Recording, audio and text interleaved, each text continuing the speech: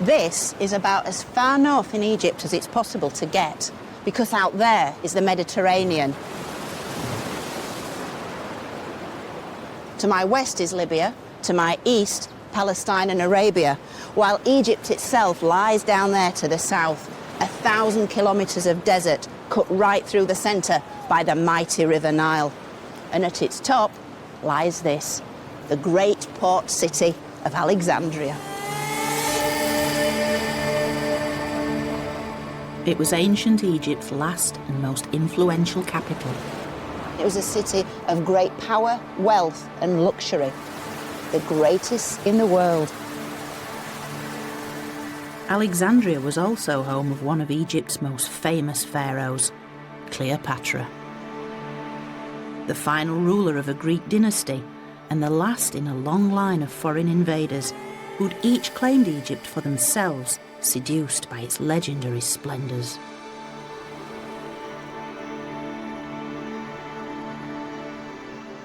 By now, the pyramids were already thousands of years old. They were the beginning of a seemingly indestructible core belief that had survived chaos, famine and war. It's as if they'd been picked clean. A belief that would shine even more brightly in its fabled golden age, whose temples, tombs and glittering treasures had made Egypt an irresistible temptation.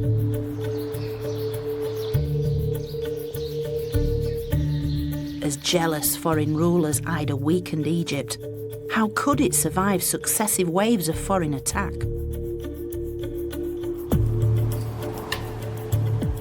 But Egypt had a secret weapon, a culture so strong and deep-rooted that it seduced and then absorbed all who would claim it as their own.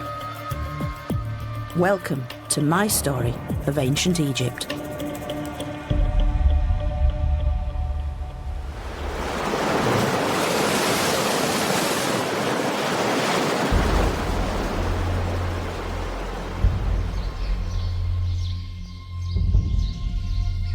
Throughout the first millennium BC, Egypt faced wave after wave of foreign invaders. But in the face of such a strong and long-lived culture, all who would try to take over Egypt would themselves be taken over.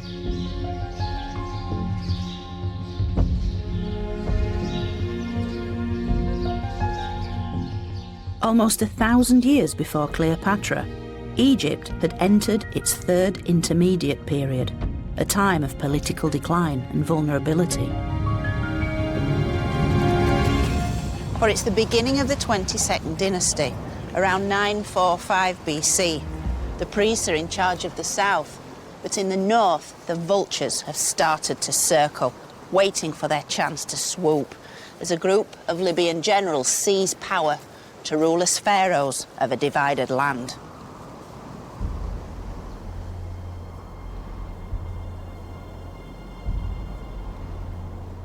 In many ways, Egypt's waning power had been triggered by a loss of faith.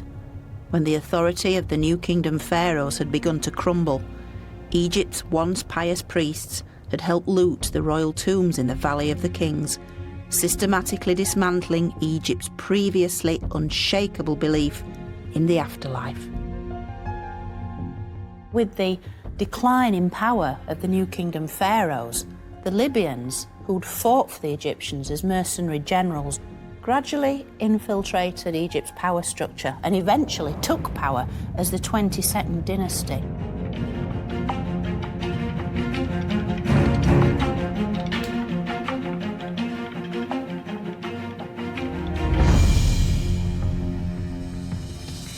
The first king of the 22nd dynasty, Sheshonq, had a number of sons who helped him keep control of Egypt, one of whom was called Nimlot, and these are the bracelets of Prince Nimlot. Egypt's Libyan rulers understood that looking and acting Egyptian would help to keep the country under their control. These beautiful bracelets are just a tiny fraction of the golden treasures created for Egypt's Libyan royals, who on the surface at least upheld many of Egypt's most sacred traditions. They are portraying the very small figure of the god Horus, who symbolised Egyptian kingship, shown as a young child emerging from a lotus blossom. And on either side is protected by the rearing cobras, the royal uraeus symbol. Yet in some ways, these images are simply window dressing, lip service to ancient Egyptian traditions in order to claim a greater prize. For the Libyans had organised nothing less than the state-sponsored plundering of Egypt's royal tombs. They were so transfixed by the wealth, by the gold, by the bling of ancient Egypt. They wanted it for themselves, and over their several centuries' rule, while they appeared to look like pharaohs and to rule as pharaohs, Egypt never feels to have been a cohesive, united kingdom. They weren't Egyptians at heart, and that's really what mattered. In many ways, Libyan rule was destined to fail, because even if they were militarily superior, their adoption of Egyptian culture was at best superficial and was insufficient to unite the country. In the north, the squabbling Libyan elite fought amongst themselves, while in the south, the Egyptian priesthood, including yet more Libyan princes, still clung to power. A fragmented Egypt was easy pickings for any would-be invader. Egypt needed a regime that could reconnect with its most powerful asset, its history. And by 747 BC, that's what happened, when the Kushite rulers of Nubia made a direct spiritual connection with Egypt's glorious past. Now, the Kushites were Egypt's southern neighbours in Nubia, and from time immemorial, they and the Egyptians had kind of battled around the sort of southern border of Egypt. By the 8th century BC, however, the Kushites had the upper hand. They were fervent believers in Egypt's traditional gods, in some ways making them more Egyptian than the Egyptians.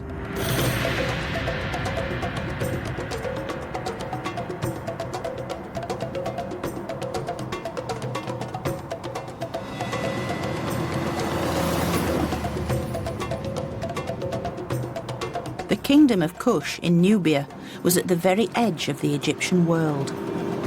Having been repeatedly conquered by Egypt, the Kushites had been hugely influenced by Egyptian beliefs.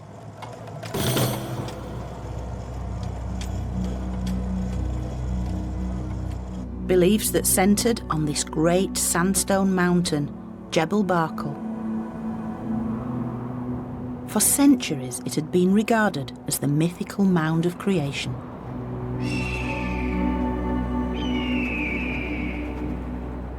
The mound from which Egypt's great creator god, Amun, was born.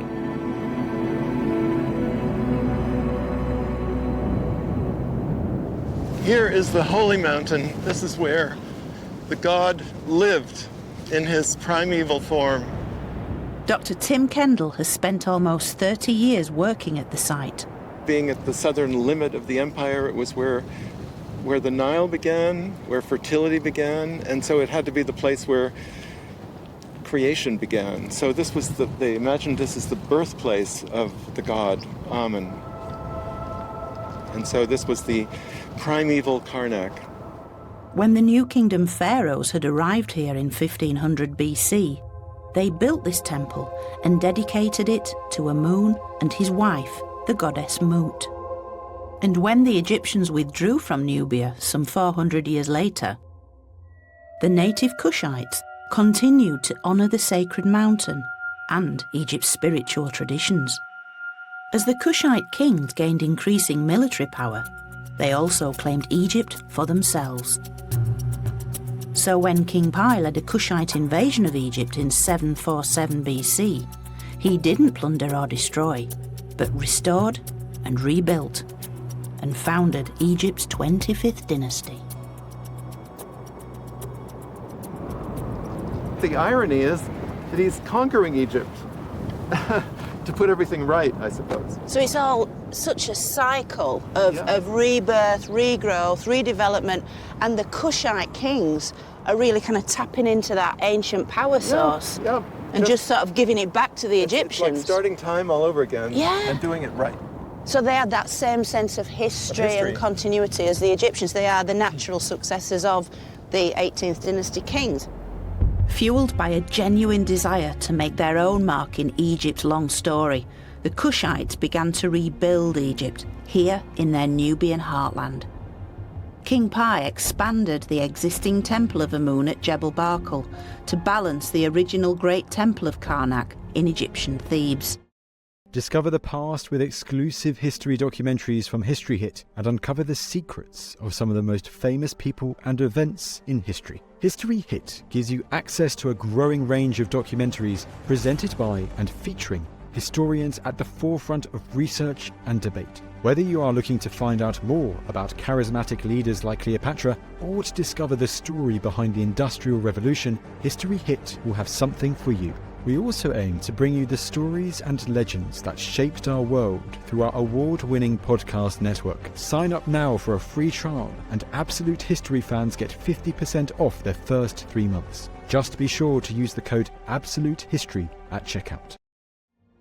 But while the Kushites had absorbed the culture of Egypt, they still had their roots here in Africa. This cultural fusion is quite clearly expressed in this extraordinary representation of the Egyptian goddess Mut. The face of the goddess Mut has tribal scars. And look, we'll see if it shows with this light. Do you see the 3 lines of her face?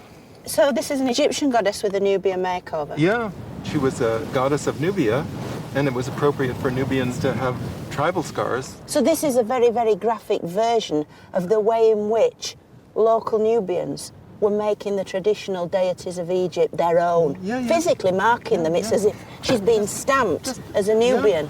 Yep. How incredible. This is such a land of surprises. That is beautiful.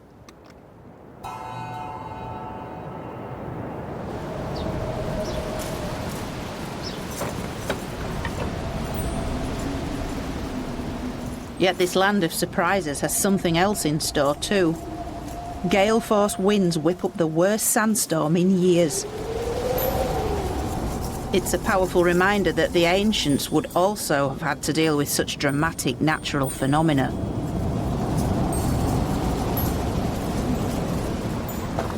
You can certainly taste the grapes in your teeth.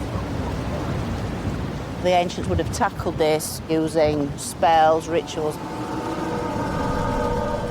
They would also have made extra offerings to specific deities, most notably Osiris's brother, god Seth, the god of turbulence, the god of storms, the god of red-headed individuals who was seen as somewhat turbulent too. Can't imagine why.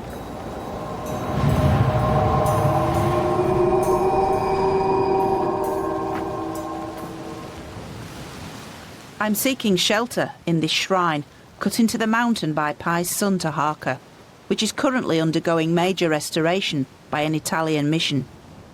It apparently reveals graphic evidence of Egypt's continuing powerful influence. Never been here before. I have no idea what's going on in here, so this will be as new to me as it is to you. Oh, flipping heck. It's a real privilege to see the time-blackened walls finally giving up their secrets. Wow, look at that, look at that. That is so beautiful.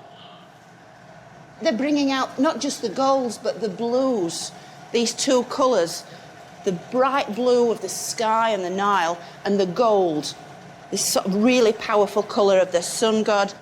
This is Taharqa, the Kushite's most powerful and important pharaoh. In classic Egyptian style, he is shown offering to the god Amun and his wife, the goddess Mut.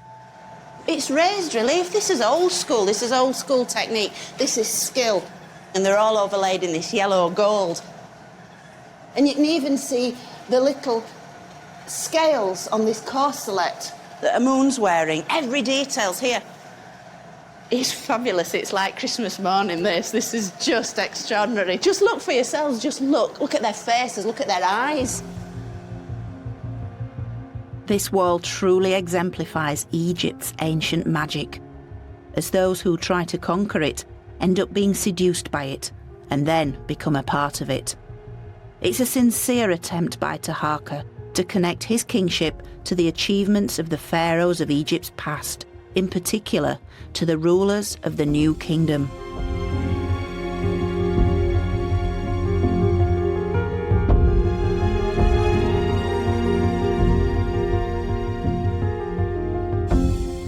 So although history records that Taharka conquered Egypt, this scene reveals it's actually Egypt that conquered Taharka.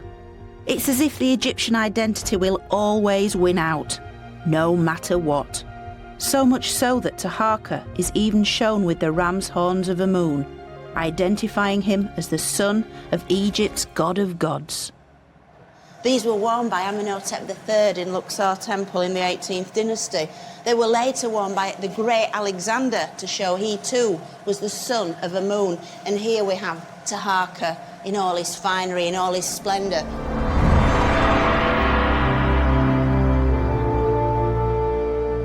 Who knew that they were here, hidden away in this special, special rock? We've come to the heart of Jebel Barkal now. We've come to the heart of Egyptian religion, because this is the very birthplace of Amun himself, and here he is, just for us, right now, emerging from the walls. Very few people have ever seen this.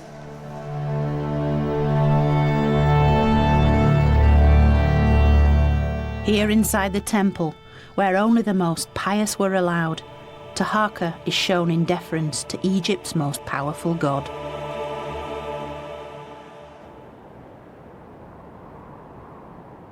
And outside on the mountain, he exhibits his devotion on a truly monumental scale by embellishing the very top of its pinnacle. 180 metres tall and 11 metres from the cliff face, it seems completely inaccessible. But Taharka pulled off an incredible technical achievement. He built a crane arm and elaborate scaffolding in order to make his own permanent mark on the mountain.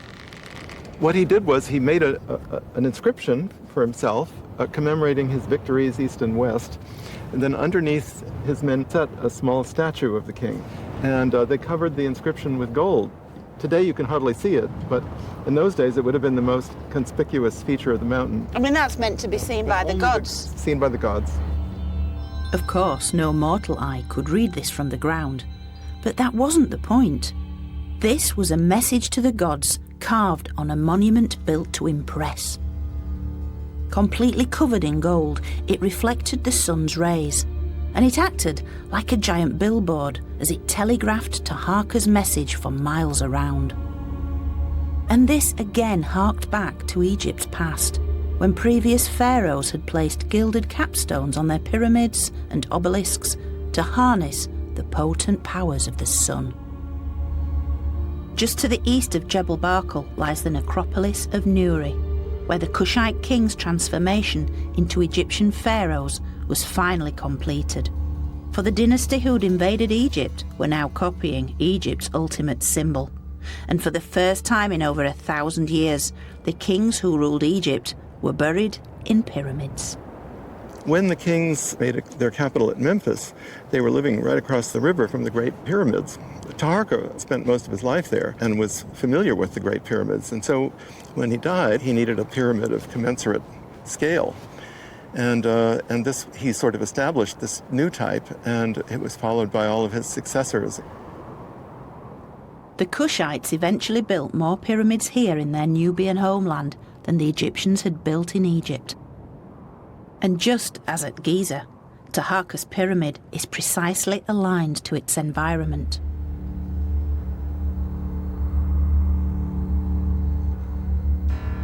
For on the exact day when the Nile flood begins to recede, the sun sets just like this, directly behind the Jebel Barkal pinnacle.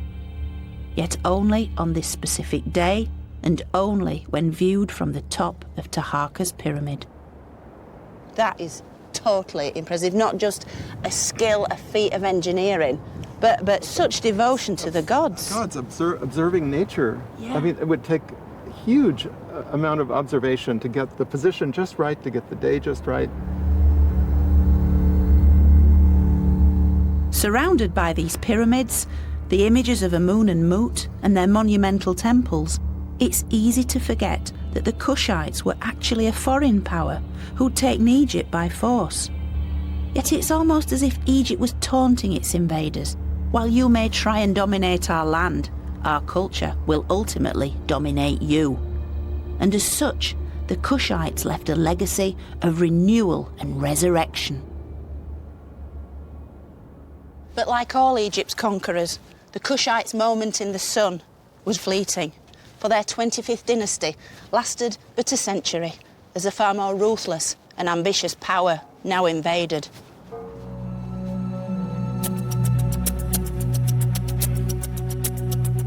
In 674 BC, the fearsome Assyrian army marched into Egypt. As ruthless expansionists, they had little interest in Egyptian culture. They graphically demonstrated their contempt by sacking the sacred city of Thebes.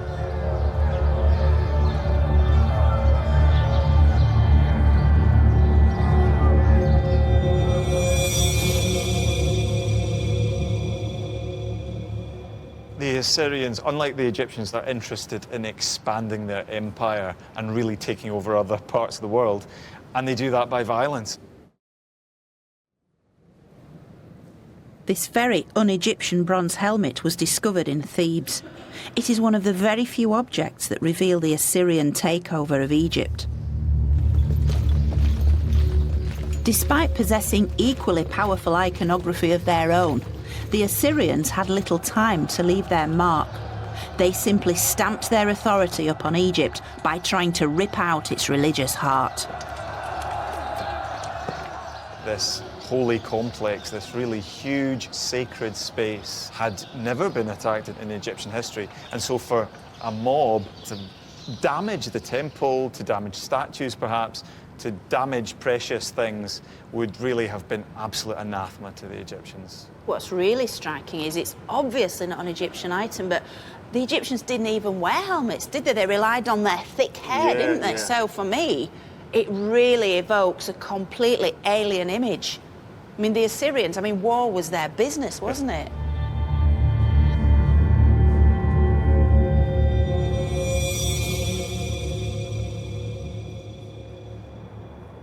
With their sophisticated weapons and armour, the Assyrians were a war machine whose unstoppable progress seemed to spell disaster for Egypt.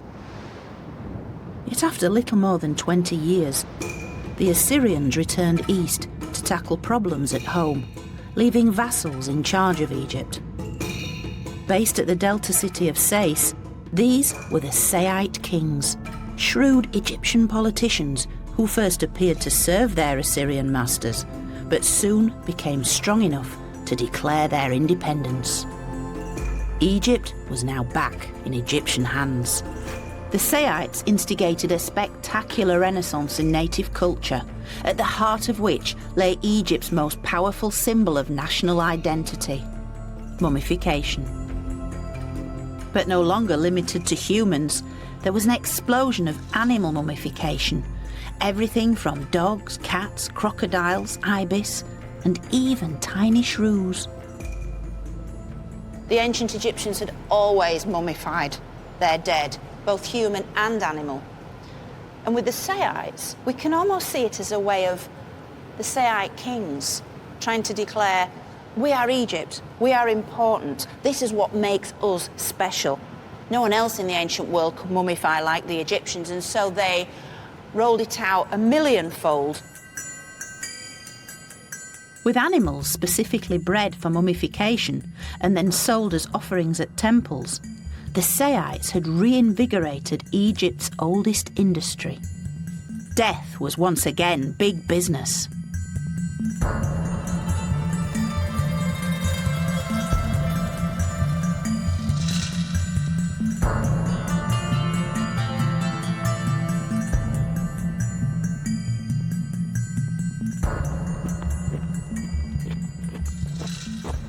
Now, this might look pretty silly, but around 2,000 years ago here at Saqqara, this would have been a very common sight.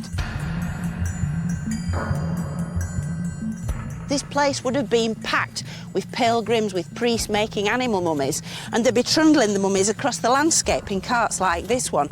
So we must get out of our minds this idea of Egyptian priests as these pious, quiet figures wafting through the landscape, when by this time it was all carried out in great numbers.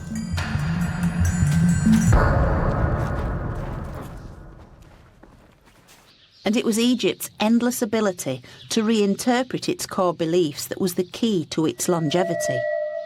For millennia, the Egyptians had believed that the pharaoh was a living god who embodied the soul of Egypt. When the king died, their soul lived on in their mummified body, which must be kept safe to guarantee the continuity of Egypt. So they'd always buried their rulers in the safety of pyramids or elaborate rock-cut tombs.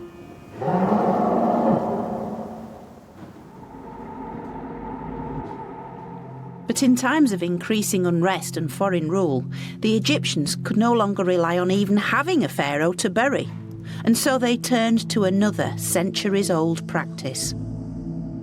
The Serapeum at Saqqara is a huge subterranean tomb complex in which the concepts of kingship and animal mummification were fused together.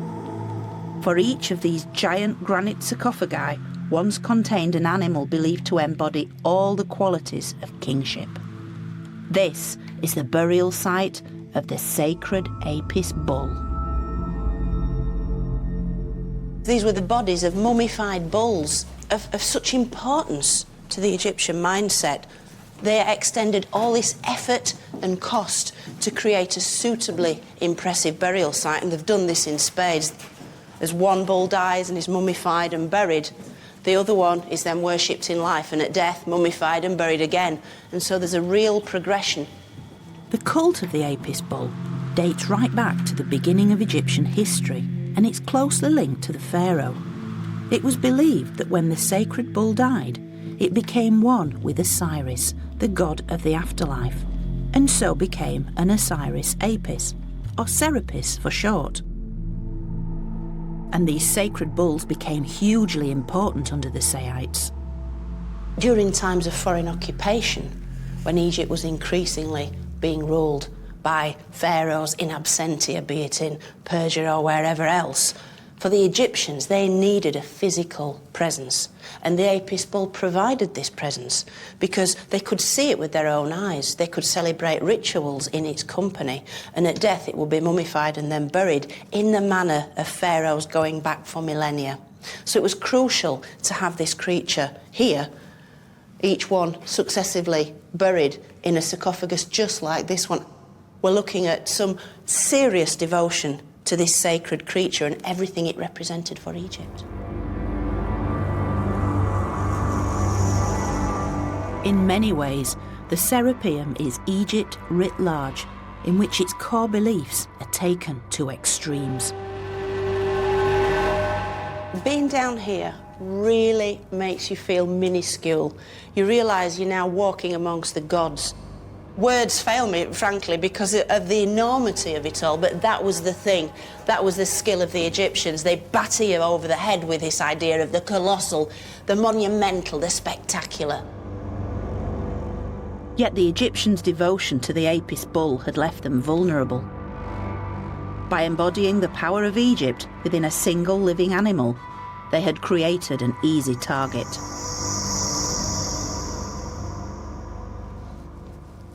Given the Apis bull's divine status, harming it would have been completely unthinkable.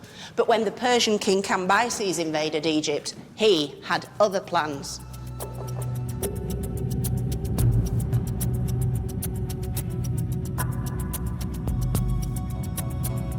The Persian Empire is swept west, taking all before it, and then into Egypt itself.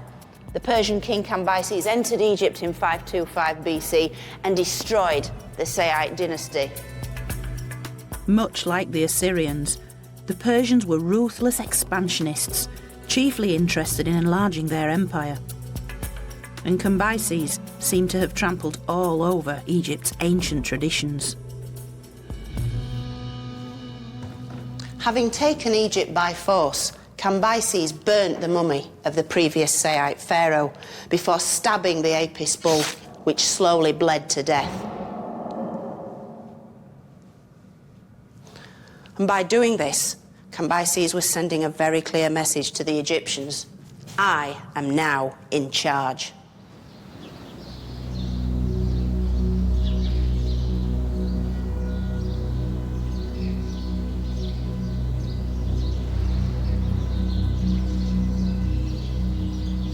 For the next 200 years, the Egyptians were little more than the heavily taxed servants of the Persian Empire, and with all attempts at rebellion met with extreme retaliation, Egypt needed a saviour, an outsider who could be transformed by Egypt's powerful ideology, and in return could transform Egypt.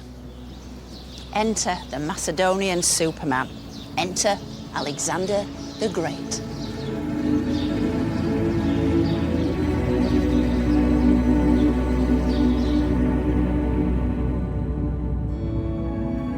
Alexander was one of the world's greatest military leaders, and during his short life amassed an empire that stretched across 3 continents, founding over 70 cities that bore his name. After his initial defeat of the Persian king, Alexander marched unopposed into Egypt in 332 BC. The world's most successful empire builder had arrived, not only transforming Egypt's future, but preserving its ancient past. It really is no exaggeration to say that Alexander the Great is one of the most remarkable people who ever lived. He really was the superhero of the ancient world. So you'd think that Egypt would be filled with his images. After all, he had saved them from the hated Persians. And yet, other than the great city of Alexandria that bears his name, he is remarkably hard to find within Egypt's traditional temples, except here, in this modest little shrine at the heart of Luxor Temple.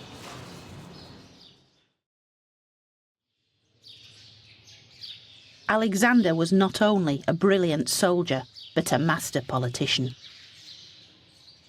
Marching into Egypt's ancient capital Memphis amid rumours he was the son of Egypt's last native pharaoh, this instantly plugged him into Egypt's long native history, and he was crowned as a traditional pharaoh. Here he is, the great man, repeatedly across the walls of this limestone shrine. And yet you'd never know it was Alexander simply by looking, because he looks like every other Egyptian pharaoh. But he knew their secret, that to rule Egypt, you had to appear to be an Egyptian.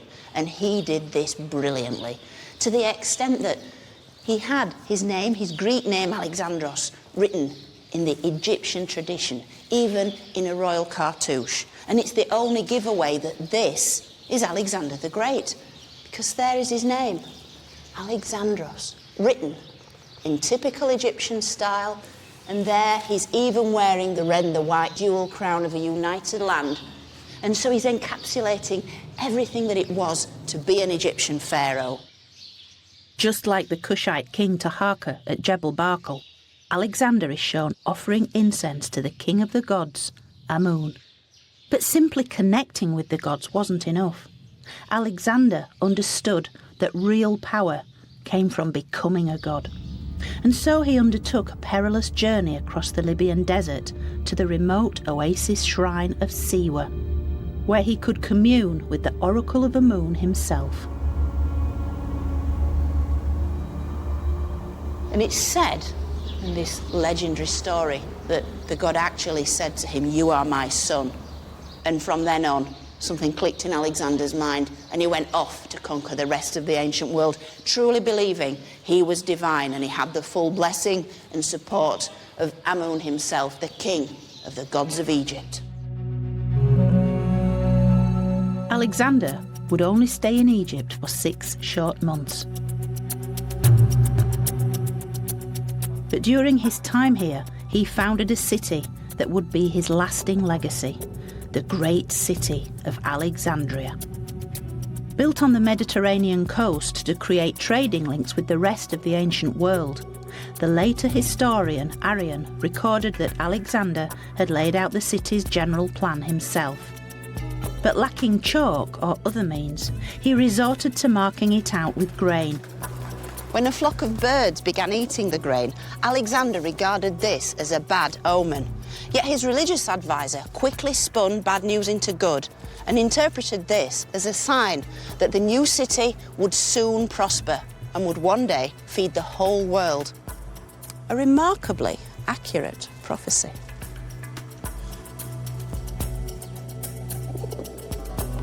For within a very few years, Alexandria would not only be Egypt's new capital, but the greatest city on earth. Although Alexander himself would never see it. Yet despite his pious nature, Alexander was essentially a soldier. In his quest to conquer the Persian Empire, he left Egypt in 331 BC, never to return alive. Moving as far east as India, he conquered an empire of 2 million square miles before dying in Babylon, aged only 32, but still undefeated and still the Pharaoh of Egypt. At death, Alexander was mummified, and his body became the focus of a power struggle. Some of his officers wanted him buried in his Greek homeland, but for others, he had to return to Egypt and be buried as a pharaoh, thereby preserving Egypt's long traditions. But it obviously meant that anyone who possessed his mummified body could also claim the throne of Egypt. And clues to this drama can be found here in the windswept desert of Saqqara. 10 years after he'd left Egypt alive, Alexander returned here, for his body had been mummified Egyptian style, and it became a hugely powerful talisman, for whoever held the body of Alexander the Great held Egypt. While en route to Greece, his cortege was diverted and his mummified body brought here to Egypt's ancient necropolis of Saqqara. Exactly where his tomb itself was remains a mystery. Although situated just metres from the Serapeum, is this collection of very un-Egyptian-looking statues. And it's these somewhat sandblasted statues that give us a real clue that Alexander may initially have been buried somewhere close by. Because these are the sculpted images of some of the greatest scholars and artists of ancient Greece. Although exactly who is who has kept academics scratching their heads for years, their likely identities reveal a direct link to the world in which Alexander grew up and was educated. Take Homer, for example. His great warrior hero Achilles was Alexander's lifelong role model. Plato, who had tutored Aristotle, who in turn had tutored Alexander. And Pindar, whose poetry had praised Alexander's Macedonian ancestors. As for who placed these statues here, the most likely candidate is Alexander's general and probable half-brother, Ptolemy. For by burying Alexander here, close to Egypt's ancient capital Memphis, Ptolemy could legitimise his own takeover of Egypt. And by laying claim to Alexander's body and to Egypt, he founded the dynasty named after himself, the fabulous and outrageous Ptolemies. Ruling Egypt for the last 3 centuries BC, the Ptolemaic dynasty would be Egypt's final flowering. 15 male kings all named Ptolemy, with their female co-rulers, half of whom were called Cleopatra. Macedonian Greek by descent, their dynasty would bring Greek style, culture, knowledge and fabulous wealth into Egypt, while at the same time immersing themselves in Egypt's irresistible religion and customs. They were very, very sensitive to the cultural practices and the religious sensibilities of the Egyptians. They knew that to control this ancient land of Egypt, they had to tap into what made Egypt powerful, what made Egypt special. They wore the right clothes, the right crowns, they built the right temples, they worshipped the right gods. And the Ptolemies relocated Egypt's capital from Memphis to their new super city, Alexandria.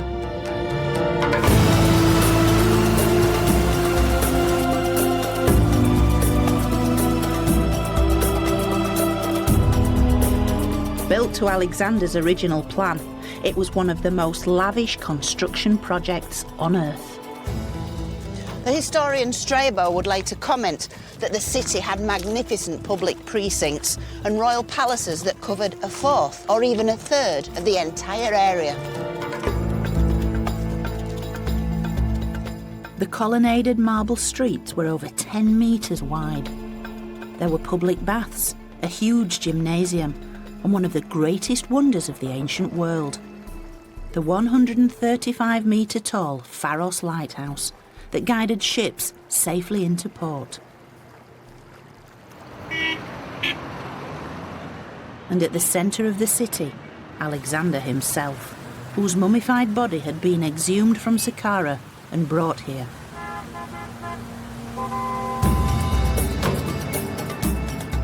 The Ptolemies had built a capital unlike anything Egypt had ever seen before.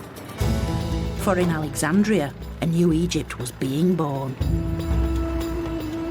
The creation of Alexandria and the great influx of immigrants gave it a freshness, a vivacity, and really kind of transformed the ancient culture. Whereas previously, Egyptian civilization had developed along the Nile and in many ways was quite inward-looking, quite insular. I think the fact that Alexandria was open to so many diverse influences, religiously, culturally, and this gave it a real air of tolerance. I think I'd have felt very at home here. There's a real sense of culture and learning and appreciation of life. Today, Alexandria is the largest city on the Mediterranean, stretching for over 20 miles along the coast. As Egypt's largest seaport, it caters for over 80% of the country's imports and exports, a legacy that reaches directly back to the Ptolemies. Having improved Egyptian agriculture by reclaiming new farmland through increased irrigation, they supplemented the Egyptian staples with new crops such as cotton and better grapes for wine production. And today the markets of Alexandria still buzz with some of the early city's lively cosmopolitan style. Welcome. Shukran gazilan. I'm going to try and find the nearest equivalent to ancient Egyptian delicacies, and these are dates, and the ancient Egyptians used to make pastries and bread from them because they had a very sweet tooth. I think I might have to taste one just for quality control, you understand. See how authentic they are. They are very nice. This is incense in its raw state, and of course this was burnt in temples and in funerary rites. The port city of Alexandria became a huge hub of international trade, establishing routes with Greece, the Middle East, India, and even Britain. And as native Egyptian goods like papyrus and perfume flowed out of the country, new exotic luxuries like spices, silks, and wines poured in. The Greeks loved olives, and so these were imported, and the Egyptians started to grow them. I'll definitely have some of these delicious. Black pepper. We've got to get some black pepper. This is one of the really, really popular things, certainly in Ptolemaic times, because markets had opened up, and certainly as far east as India, and the Greeks went crazy for this stuff.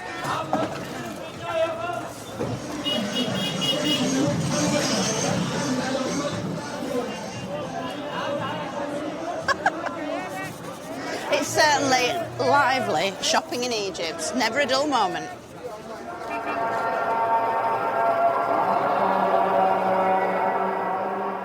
With Alexandria now at the heart of the ancient world, the rest of Egypt benefited too. For determined to honour their adopted country's long history, the Ptolemies undertook a massive temple rebuilding and restoration programme. Indeed, modern visitors can often fail to realise that many of the places they visit were either built or restored by the Ptolemies. Esna, Edfu, Dendera, Komombo, all of these are Ptolemaic buildings that tourists and scholars admire so much, and yet they really don't give sufficient credit to the people whose vision created them. The most impressive of all such temples lies the farthest from Alexandria, deep into Upper Egypt close to Aswan, is the stunning Temple of Philae, which in Egyptian meant the end, since it was located at the very southern edge of Egypt. Much of the temple was built by Ptolemy II and his co-ruler and sister, Arsinoe.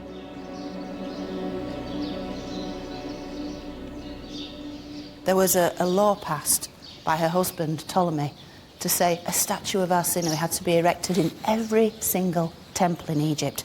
She had to become its resident goddess. Arsinoe was a powerful female pharaoh associated with the goddess Isis, a role the famous Cleopatra would adopt 2 centuries later. And under the Ptolemies, Philae became a major centre of the Isis cult. And here, in the heart of Philae Temple, Arsinoe's golden statue would have stood side by side with that of Isis, so the walls are full of images of Isis and her fellow gods. According to myth, Isis was responsible for the vital Nile flood, swelling the river as she wept tears of sorrow for her murdered husband Osiris, who she then resurrected. And with its spectacular location, Philae still retains its hugely spiritual atmosphere.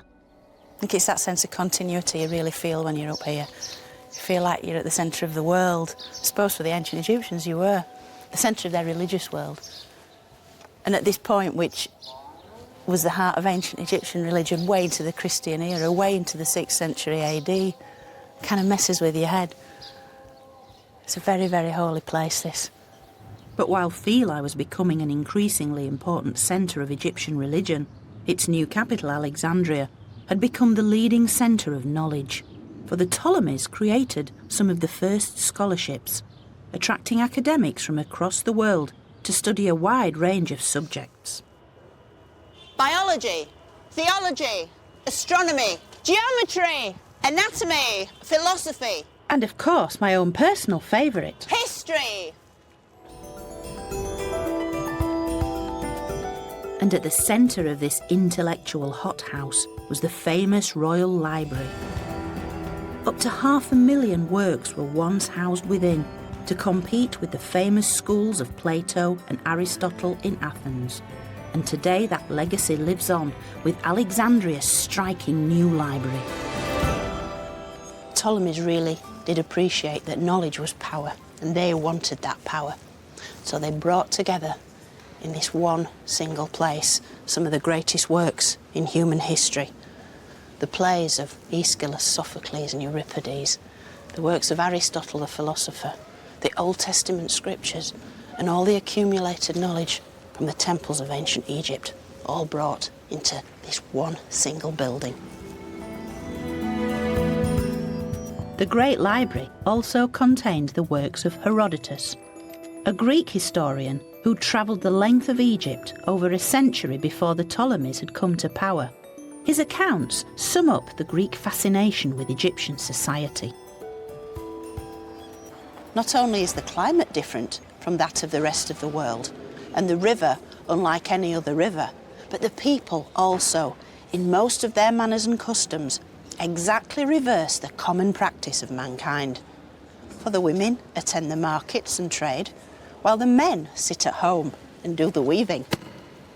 Indeed, the level of equality of Egypt's women shocked Herodotus, something he vividly records when he witnessed a group of men and women travelling together by boat to the delta city of Bubastis. Some of the women make a noise with clappers, others play the oboe, while the rest of the women and men sing and clap their hands.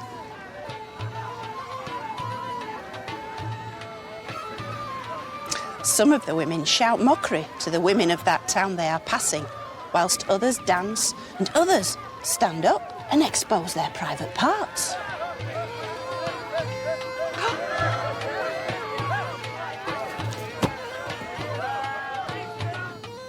In temples the length of Egypt, the Ptolemies ensured they were portrayed as Egyptian pharaohs, making them almost indistinguishable from their native Egyptian predecessors. Yet in Alexandria, the blend of Greek and Egyptian could sometimes create a hybrid of rather strange results. Hi, Nubian. Hi, how are you? Nubian Sami is a local historian who spent years studying this remarkable tomb complex built just after the Ptolemaic period. And here we come to the unique main burial chamber. That's mad. That is fabulous. Guarded by Greek Doric columns, the entrance is covered in images of Egyptian gods who would ensure safe passage into the afterlife. It's like a tomb, but it's also like a temple. A temple, a facade of a temple, but a typical Egyptian style. Yeah. It's with really... cobras protecting the entrance. Yeah. You know why cobras choosing to be presented in the tombs? Because the cobra has no eyelashes. It keeps her eyes open 24 hours, which means it's awake to protect the tomb for 24 hours a day and night. I love these snakes. That's a very Greek-looking snake, but it's wearing a very little ancient Egyptian crown. That's crazy. Exactly, yeah. They literally are throwing everything they've got at this tomb. I mean, Medusa, Horus, Sundisk. To guarantee everything. Safety. This is the best guarded doorway I've seen in Egypt. It's got everything here. And the statues. They represent the inhabitants of the tomb, a single wealthy family. These two exhibit an odd mix of the Greek and Egyptian. I think the bodies are ancient Egyptian. The stance is ancient Egyptian. The man's kilt is Egyptian. From the neck down, they're Egyptian, but from the neck up, they're European. It's clear the tomb owners had done everything they could to ensure safe passage into the Egyptian afterlife. Oh, look, it's the epistle. Even if they didn't quite understand how it all worked. All the features are there. You've got Thoth with, presenting the oils, and Anubis doing the same, mummifying the dead. You've even got canopic jars underneath. Canopic jars and feather of Maat, the goddess of justice. Without her approval, you will never cross the other side. He didn't forget to add a Greek touch in a lower part, two depictions of Dionysus. Dionysus was the Greek god of wine and fertility. Clearly, these tomb occupants intended to continue the lives they lived in Alexandria into the beyond. I want all what I enjoy in life to be with me in the other side. Especially the wine. What a great place to spend eternity. Despite its rather cartoon-like quality, the apparent opulence of this tomb demonstrates the desire of the Alexandrian elite to integrate into Egyptian culture.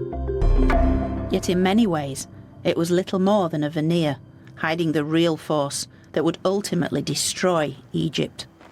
For where the external invaders had largely tried and failed, Egypt's real nemesis would be the Ptolemies' famous love of luxury and excess. Much of this luxury was just a facade, for the royals of Alexandria, notorious for their love of display, were like actors on a stage. As one ancient commentator observed, everything in Egypt is simply play acting and painted scenery, a comment which cuts to the heart of this melodramatic monarchy, for whom image was everything.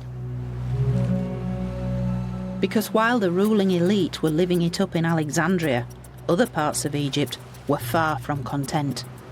By the end of the 3rd century BC, Egypt was once more riven with civil war.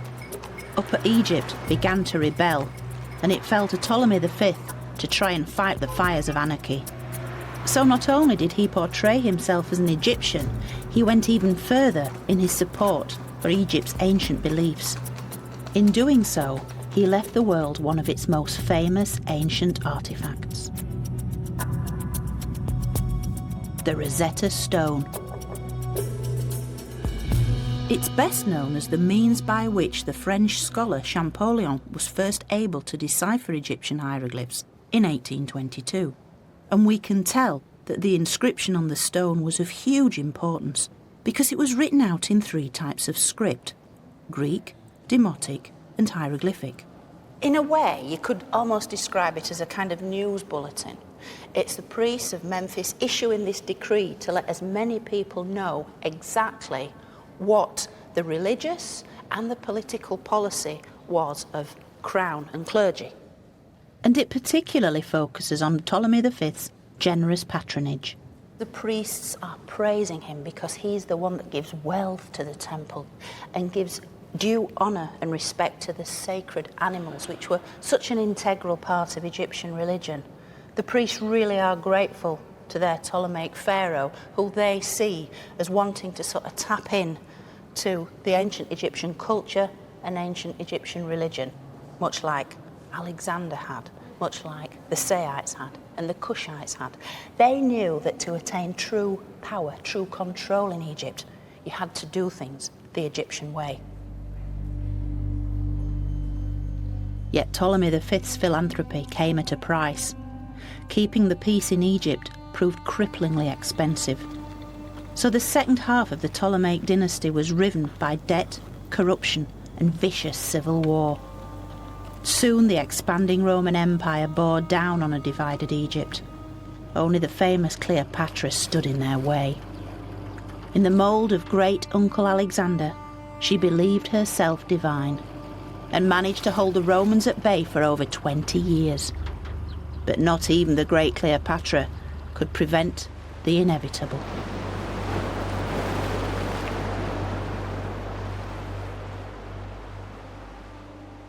And so it was that in August 30 BC, Cleopatra's famous suicide brought an end to ancient Egypt as we know it.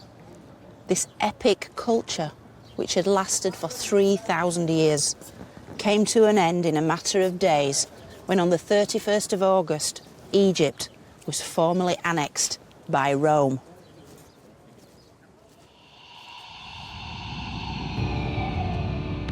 This was Egypt's point of no return. A slow, painful decline of Egyptian beliefs and culture until the arrival of Christianity, with its numerous temples abandoned, built over, or simply destroyed. Egypt's glories began to fade from memory.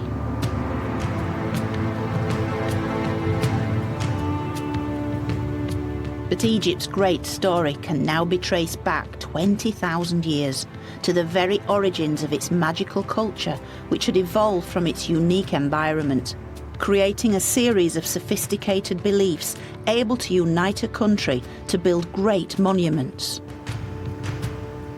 It had survived chaos and famine, only to rise again in a glorious zenith of rebirth and resurrection. Even waves of foreign invasions were ultimately assimilated by Egypt's powerful traditions. And despite being eventually absorbed into the Roman Empire, the ancient culture had continued until the arrival of Christianity. Yet, as the Egyptians had always believed, there would be a life after death.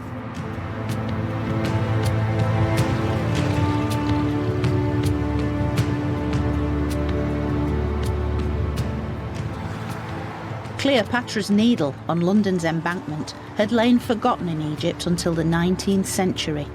But as pioneering Egyptologists began a 200-year process of rediscovery, ancient Egypt was reborn, and this time it went global.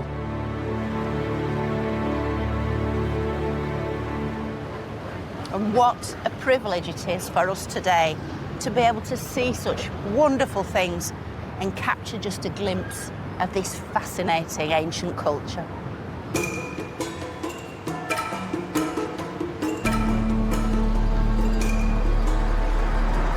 The culture of a people at one with their environment and who captured, through their timeless monuments, their own unique view of the world. In fact, the story of Egypt is far from over, for its rediscovery means that it is only just beginning. And it's the things that made the Egyptians so very special have ensured that they're now known right across the world, and they've achieved their ultimate goal: to live forever.